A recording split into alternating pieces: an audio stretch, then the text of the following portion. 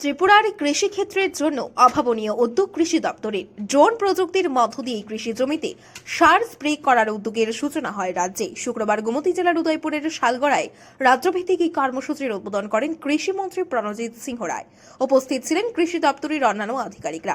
অনুষ্ঠানের শেষে রিমোট টিপে ড্রোন প্রযুক্তির মাধ্যমে কৃষি জমিতে সার স্প্রে করার উদ্যোগে সূচনা করেন মন্ত্রী প্রণজিৎ সিংহ রায়।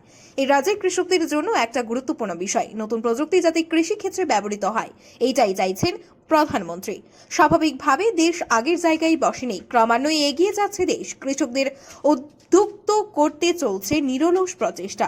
আজকের কৃষকেরা আত্মবিশ্বাসে ভরপুর, একটা শক্তিশালী মন নিয়ে চলছে। প্রধানমন্ত্রীর ইচ্ছা কৃষকদের কল্যাণে বলে বিশ্বাস জন্মেছে কৃষকদের মধ্যে। এদিন এই অভিনব প্রযুক্তির সূচনা করেন বলেন মন্ত্রী প্রণজিৎ সিংহ রায়। আগে পাওয়ার টেইলার সহ অন্যান্য সামগ্রী প্রদান করা হতো। সর্বোপরি খরচ কমাতে এই ড্রোনের মাধ্যমে সার দেওয়ার ব্যবস্থা করা হয়েছে। এতে সময়ের সাশ্রয় হয় বলে জানান তিনি। খরচ কমবে কৃষকদের। আগামী দিনে উন্নত কৃষি ব্যবস্থার জন্য তা সহায়ক হবে বলে আশা ব্যক্ত করেন মন্ত্রী। বর্তমানে সরকার কৃষিক্ষেত্রে প্রযুক্তির জন্য ৬২ কোটি টাকা ভর্তুকি দিচ্ছে সরকার। প্রয়োজনে আরও বাড়ানোর আশ্বাস দেন তিনি। টেকনোলজির জন্য বাজেটেরও কোনো রকম নির্দিষ্ট নেই। টেকনোলজি যেতে হবে। মেশিনারি যদি বলি, এটা মেশিনারিতে পড়ে। আগে কি ছিল বাজেট?